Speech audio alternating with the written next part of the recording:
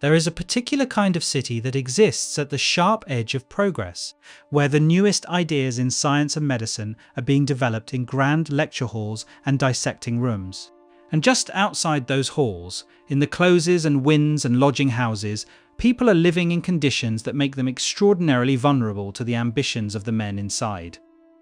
Edinburgh in 1828 was exactly that city. It was one of the great intellectual centres of Europe. Its university was renowned. Its medical school was world-leading. Its anatomists were pushing forward the understanding of the human body with a rigour and a dedication that was transforming surgery. And it needed bodies. More bodies than the law allowed. More bodies than the graveyards could quietly provide. And into that gap, that terrible gap between supply and demand, stepped two Irish immigrant labourers. A cheerful cobbler who sang and danced on doorsteps for his clients, and a quarrelsome, violent man who ran a lodging house in the Westport slum. Their names were William Burke and William Hare. And over the course of approximately 10 months in 1828, they murdered 16 people and sold their bodies to one of the most celebrated anatomists in Scotland. This is their story, and the story of the system that made them possible. William Burke was born in 1792 in Erney, County Tyrone in Ireland. He came from a reasonably comfortable background for the time and place. He had served in the Donegal militia as a young man. He had married and then abandoned his wife and family after a quarrel with his father-in-law over land. He moved to Scotland and worked as a labourer on the Union Canal. He met a woman named Helen MacDougall, known as Nellie, and she became his common-law second wife. The two of them eventually settled in Edinburgh in late 1827, living in Tanner's Close in the Westport area of the city. Burke made his living as a cobbler. He was known in the neighbourhood as industrious and good-humoured. He sang and danced on doorsteps while he worked. He carried a Bible. He attended Presbyterian prayer meetings despite having been raised Catholic. By any external measure, William Burke was an unremarkable, rather likeable working man trying to get by. William Hare was a different creature entirely. His exact origins are uncertain. He was probably from County Armagh or County Londonderry in Ireland. He worked on the Union Canal for years before settling in Edinburgh. He lodged at a house in Tanner's Close run by a man named Logue. When Logue died, Hare may have married his widow, Margaret Laird. Contemporary accounts describe Hare as illiterate, quarrelsome, violent and amoral, with the scars of old wounds about his head and brow. Burke and Hare met while working the harvest at Pennycuik in 1827. They became friends. Burke and Nellie moved into Hare's lodging house. The two couples drank together. They fought. They made noise. And in November of 1827, a lodger named Donald died. And everything changed. Donald was an old soldier. He lodged in Hare's house. He died of dropsy in late November 1827 before he could receive his quarterly army pension. He owed £4 in back rent. Hare was furious about the loss, and he turned to Burke. The two men hatched a plan. A coffin had already been provided for Donald's burial, paid for by the parish. After the carpenter left, Burke and Hare opened the coffin. They removed the body and hid it under the bed. They filled the coffin with bark from a local tannery and sealed it back up. And that night, they carried Donald's corpse to Edinburgh University. A student redirected them, not to the more established Professor Monro, but to a surgeon named Robert Knox. Knox ran a private anatomy school in Surgeons Square. He was one of the most celebrated teachers in the city. He lectured to over 400 students. He had promised his students, in his advertising, a full demonstration on fresh anatomical subjects as part of every course. And he needed bodies.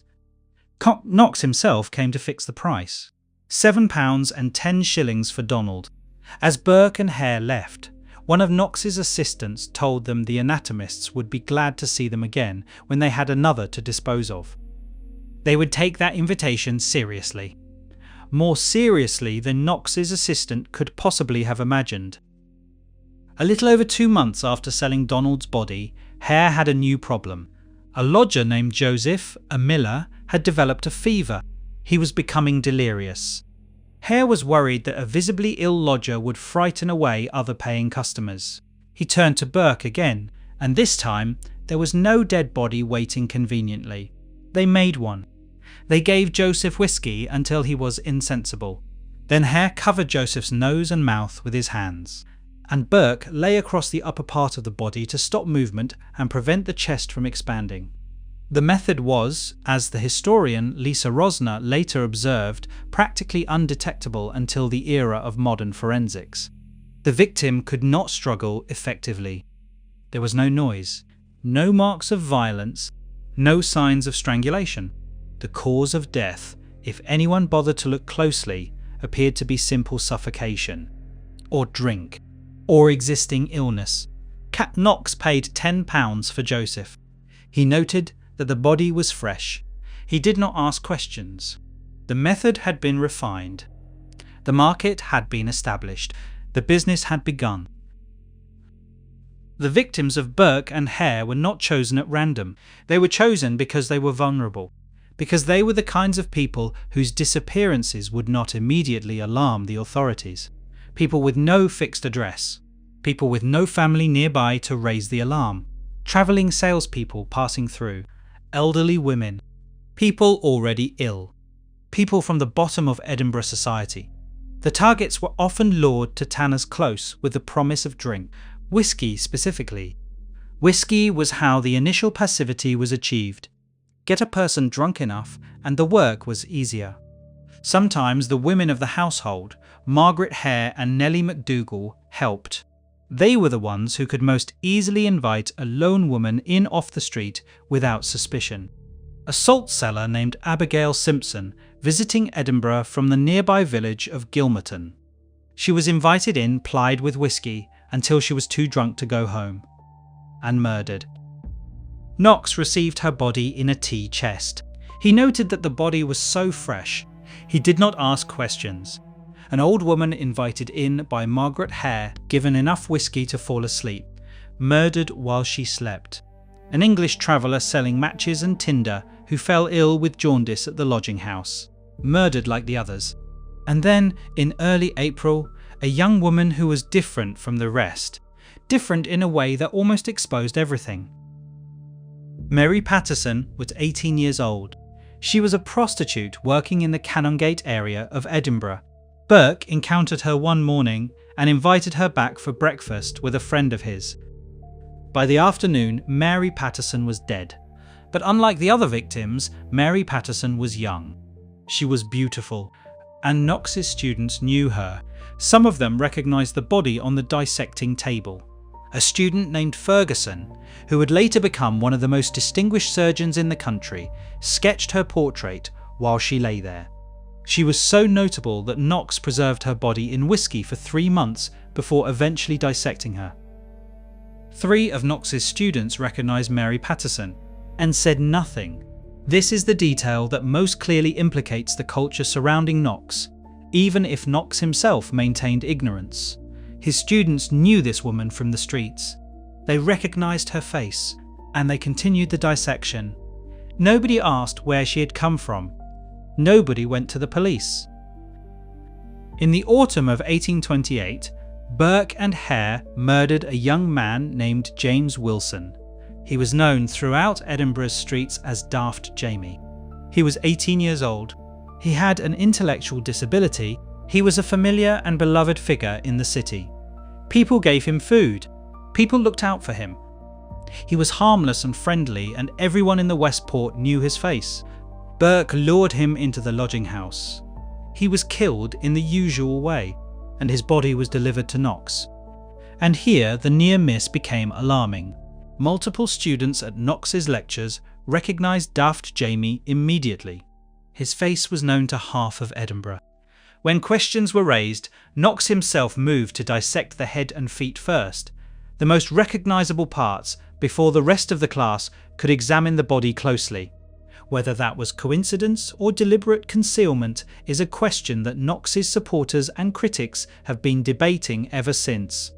But Knox knew, or he should have known, He was dissecting a man that half his students recognised from the streets outside his lecture theatre. And still he asked no questions. The murders continued. The 16th and final victim was an Irish woman named Margaret Docherty. She was killed on Halloween of 1828.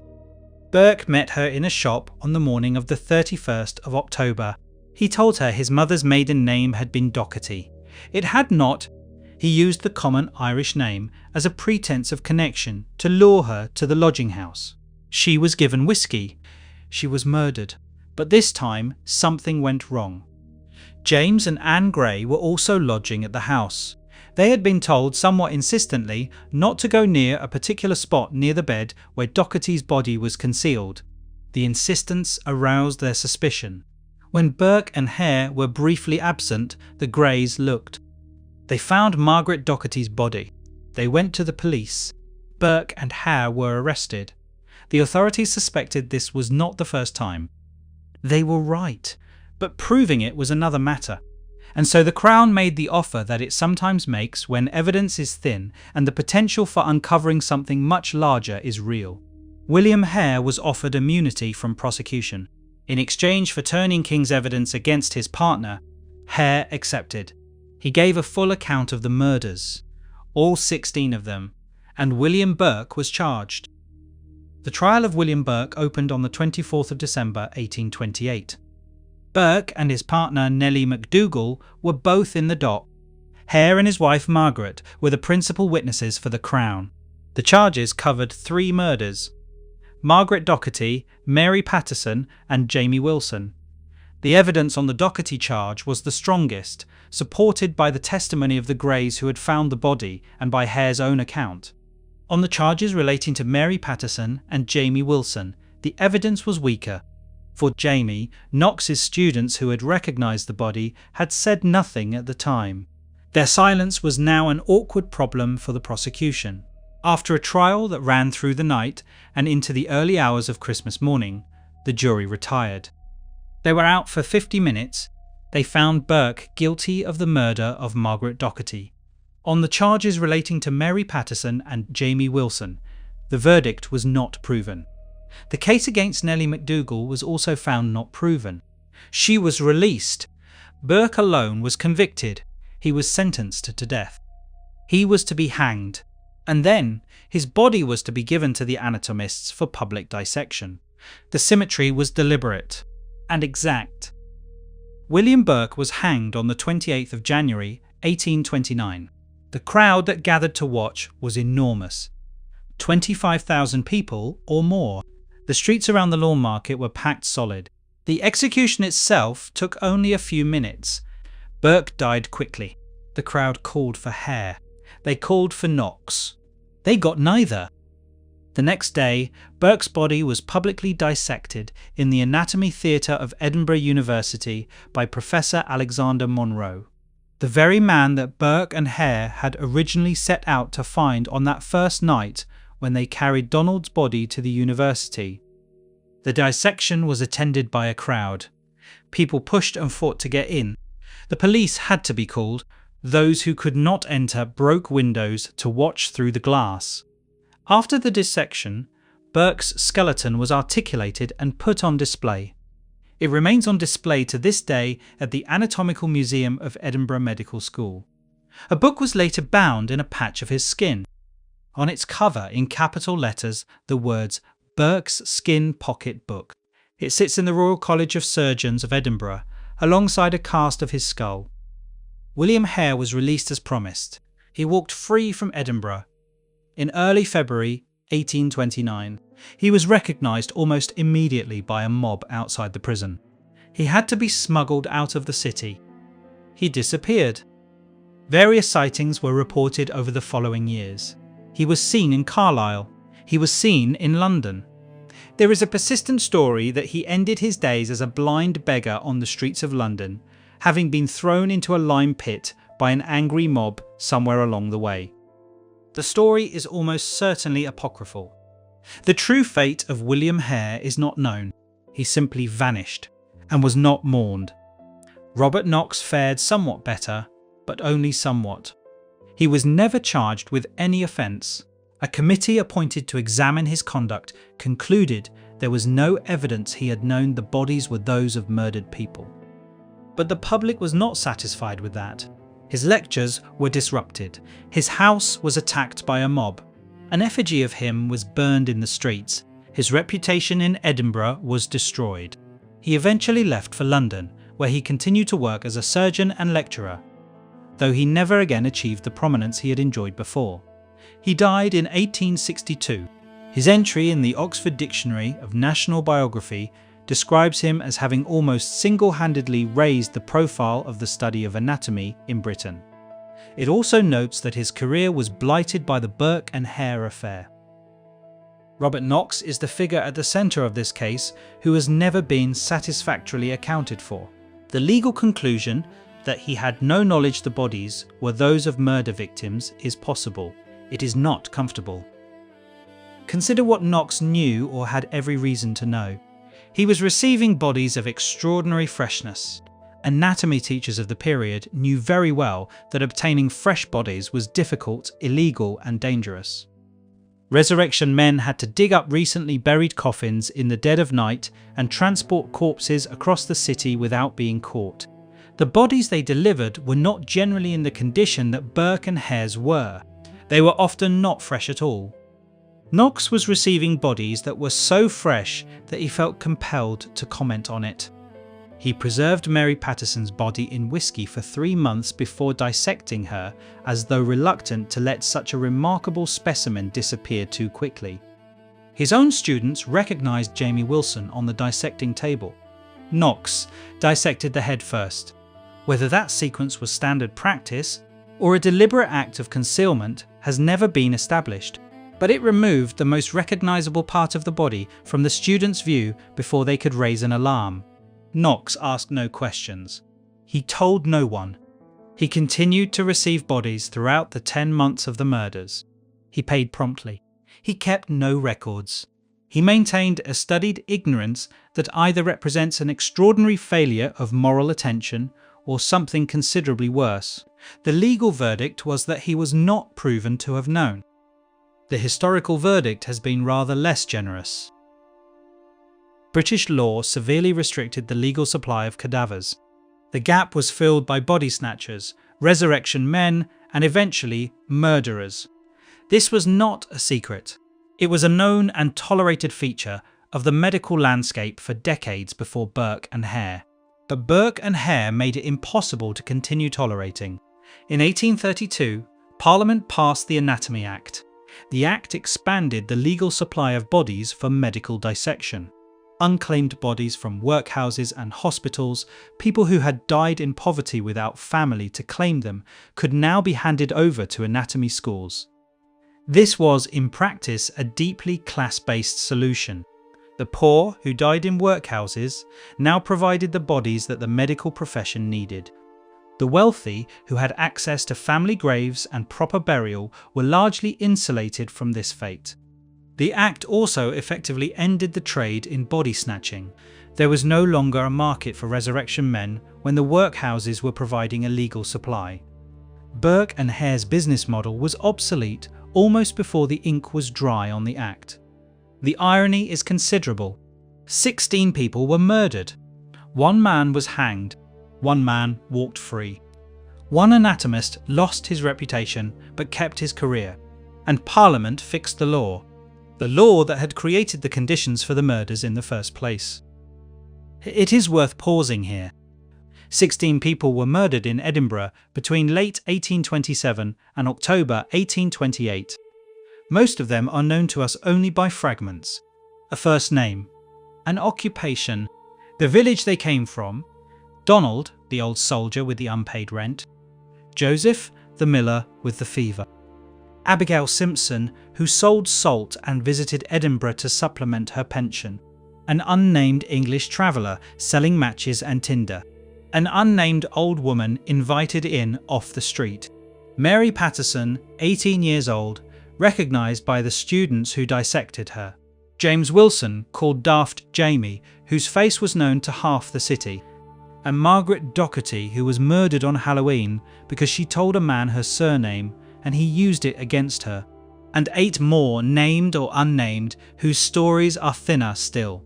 They were people at the bottom of Edinburgh's social order. They were Irish immigrants, travelling salespeople, elderly women living on small pensions, young people without families nearby. They were exactly the kinds of people that the world found easy not to notice. Exactly the kinds of people that a murderer calculating his risk would choose. They did not choose to be at the bottom. They did not choose to be vulnerable. They did not choose to meet William Burke or William Hare. They were simply there, in the wrong place, at the wrong time, in a city where their bodies were worth £10 each. You've been listening to an audio podcast about Burke and Hare, the Westport murders and the bodies that changed British law, a chilling story from the streets of Edinburgh, where greed, deception and murder turned ordinary lodging houses into places of fear, and where the demand for bodies for medical science led to one of the most infamous crimes in British history. The actions of Burke and Hare shocked the public, exposed the dark world of body snatching, and ultimately helped change the law surrounding anatomy and medical study. If you found this episode interesting, thought-provoking or informative, please take a moment to like this episode, subscribe to the podcast, and share it with others who enjoy true historical mysteries. Your support helps us continue exploring real cases, real history, and the stories that shape the past. Thank you for listening. This has been History's Mysterious Minds.